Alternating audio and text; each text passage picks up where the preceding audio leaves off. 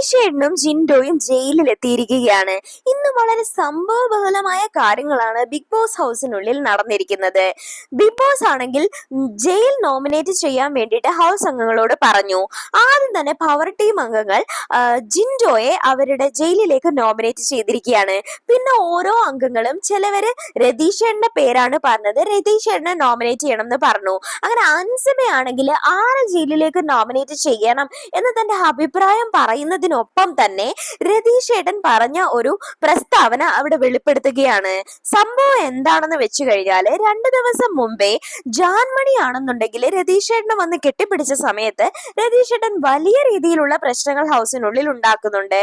അതിന്റെ പിറ്റേന്ന് സുരേഷേട്ടനെ പോയി രതീഷേട്ടൻ കെട്ടിപ്പിടിക്കുകയും ഉമ്മ കൊടുക്കുകയും ചെയ്തിരുന്നു. ഈ കാര്യം സുരേഷേട്ടന് തീരെ ഉൾക്കൊള്ളാൻ പറ്റിയില്ല. അതുകൊണ്ട് തന്നെ സുരേഷേട്ടൻ അതിനെതിരെ പ്രതികരിച്ചതും നമ്മൾ കണ്ടിരുന്നു. ഇപ്പോഴെന്താണ് സംഭവം എന്ന് വെച്ചു കഴിഞ്ഞാല് അതേ സമയത്ത് രതീഷേട്ടനാണെങ്കിൽ ദേഷ്യത്തിന്റെ പുറത്ത് അൻസിബയോട് പറഞ്ഞിരുന്നു, അതായത് സുരേഷ് ഏട്ടൻ ഒരു ഗേ ആണ് എന്ന്. മാത്രമല്ല അയാളോട് അടുത്ത് ഇടപഴകുന്നത് എനിക്ക് പേടിയാണ്, അങ്ങനെയൊക്കെ പറഞ്ഞെന്നാണ് അൻസിബ അവിടെ എല്ലാവരുടെയും മുമ്പിൽ വെച്ച് വെളിപ്പെടുത്തിയിരുന്നത്. ഇത് കേട്ട് സുരേഷ് ഏട്ടനും മറ്റ് ഹൗസ് അംഗങ്ങളും രോഷാകുലരാകുകയാണ്. പ്രത്യേകിച്ച് സിജോയ്ക്കാണെങ്കിൽ നല്ല ദേഷ്യം വരുന്നുണ്ട്. എല്ലാവരും കൂടെ കടന്ന് രതീഷ് ഏട്ടനെ ആക്രമിക്കുന്നുണ്ട്. നിങ്ങൾ ഇങ്ങനെ പറയാൻ പാടില്ല, ഒരു കമ്മ്യൂണിറ്റിയെ മുഴുവനാണ് നിങ്ങൾ ഇങ്ങനെ മോശം പറഞ്ഞിരിക്കുന്നത്. എന്തിനാണ് ആവശ്യമില്ലാതെ LGBTQ കമ്മ്യൂണിറ്റിയെ ഇവിടെ വലിച്ചഴക്കുന്നത്? അല്ലെങ്കിലും ഇപ്പം അതേ സമയത്ത് സുരേഷ് ഏട്ടനും നല്ല പോലെ ദേഷ്യം വരുന്നുണ്ട്. ഒരിക്കലും LGBTQ മോശമായത് കൊണ്ടല്ല, മറിച്ച് അദ്ദേഹം ഒരുപാട് സിനിമകളിൽ ചെയ്ത ക്യാരക്ടേഴ്സ് എന്ന് പറയുന്നത് കുറച്ച് ഗേ ആയിട്ടുള്ള ക്യാരക്ടേഴ്സ് ഒക്കെ ചെയ്തിട്ടുണ്ട് സിനിമകളില്. അതുകൊണ്ട് തന്നെ ഇങ്ങനെ ഒരു പ്രസ്താവന എല്ലാവരുടെയും മുമ്പിൽ വെച്ച് പറയുന്ന സമയത്ത് അദ്ദേഹത്തിന്റെ ജെൻഡർ ഐഡന്റിറ്റിയെ അല്ലേ അവിടെ ചോദ്യം ചെയ്തിരിക്കുന്നത് എന്നുള്ള ഒരു കാര്യമാണ് സുരേഷ് ഏട്ടൻ പറയുന്നത്. അപ്പൊ അങ്ങനെ ഭയങ്കര തർക്കവും പ്രശ്നവും അവിടെ നടക്കുകയാണ്. സിജോയുടേതായ രീതിയിൽ കാര്യങ്ങൾ കുറച്ച് വളച്ചൊടയ്ക്കാനും ശ്രമിക്കുന്നുണ്ട്. അവസാനം സഹികെട്ട ബിഗ് ബോസ് സിജോനെയും രതീഷേട്ടനെയും അതുപോലെ കൺഫെഷൻ റൂമിലേക്ക് വിളിക്കുന്നു.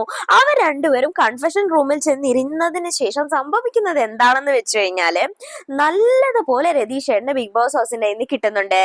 അതായത് ഓവറായിട്ട് രതീഷേട്ടനാണെങ്കിൽ ചോദിച്ച ചോദ്യത്തിന് മറുപടി പറയാതെ എന്തൊക്കെയോ പറഞ്ഞുകൊണ്ടിരിക്കുക. അതൊന്നും ബിഗ് ബോസിന് ഇഷ്ടപ്പെട്ടില്ല. അത് ഇഷ്ടപ്പെടാതെ ബിഗ് ബോസ് രതീഷേട്ടനെ നല്ല രീതിയിൽ ചീത്ത പറയുന്നുണ്ട്. അപ്പോൾ രതീഷേട്ടൻ അവകാശപ്പെടുന്നുണ്ട്, എനിക്ക് ഈ ആഴ്ച ഹൗസിൽ നിന്ന് പുറത്തു പോകണം എന്ന് ആവശ്യപ്പെടുന്ന സമയത്ത് ബിഗ് ബോസ് ഹൗസ് പറയുന്നത് എന്താണെന്ന് വെച്ച് കഴിഞ്ഞാല് നിങ്ങൾക്ക് പുറത്തു പോകാൻ പറ്റില്ല, ഇവിടെ കുറച്ച് നിയമങ്ങളും കാര്യങ്ങളും ഉണ്ട്. നിങ്ങൾ പുറത്തു പോകണമെങ്കിൽ ഒന്നുകിൽ പ്രേക്ഷകർ തീരുമാനിക്കണം, അല്ലെങ്കിൽ ഞങ്ങൾ തീരുമാനിക്കണം, അല്ലാതെ താങ്കൾക്ക് ഇവിടുന്ന് പുറത്തു പോകാനേ പറ്റില്ല എന്നായിരുന്നു ബിഗ് ബോസിന്റെ മറുപടി. അതിനുശേഷം ഇതുപോലെ രതീഷും സിജോയും അതോടെ സിജോയ്ക്കും ഒരു താക്കീത് കൊടുക്കുന്നുണ്ട്, ഇനി മേലാൽ കാര്യങ്ങൾ ഒരുപാട് രീതിയിൽ വളച്ചൊടിക്കരുതെന്ന്. സിജോ ഒരുപാട് കാര്യങ്ങൾ വളച്ചൊടിക്കുന്നത് നമ്മൾ ഈ ഇടയിൽ കണ്ടിരിക്കുന്നുണ്ട്. അങ്ങനെ ഇവർ രണ്ടുപേരും ആ ഒരു കൺഫെഷൻ റൂമിൽ നിന്ന് ഇറങ്ങാണ്. കുറച്ച് സമയത്തിന് ശേഷം ഇതുപോലെ ബിഗ് ബോസ് അനൗൺസ് ചെയ്യാണ്, അതായത് ഇപ്പോഴത്തെ ക്യാപ്റ്റനായ അർജുൻ ഇതുപോലുള്ള ജയിൽ വസ്ത്രങ്ങൾ ജിൻഡോയ്ക്കും അതുപോലെ രതീഷേട്ടനും നൽകണമെന്ന് അനൗൺസ് ചെയ്യാണ്. അങ്ങനെ രണ്ടുപേരും അന്ന് തന്നെ ജയിലിലേക്ക് പോകുന്നു.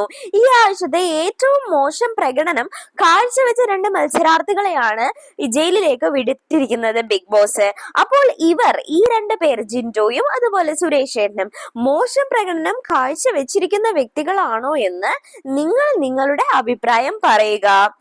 അപ്പോൾ മറ്റൊരു റിവ്യൂ എപ്പിസോഡുമായി ഞാൻ വീണ്ടും വരുന്നത് വരെ എന്റെ ചാനൽ സബ്സ്ക്രൈബ് ചെയ്ത് എന്നെ സപ്പോർട്ട് ചെയ്ത് കാത്തിരിക്കുക. Bye bye.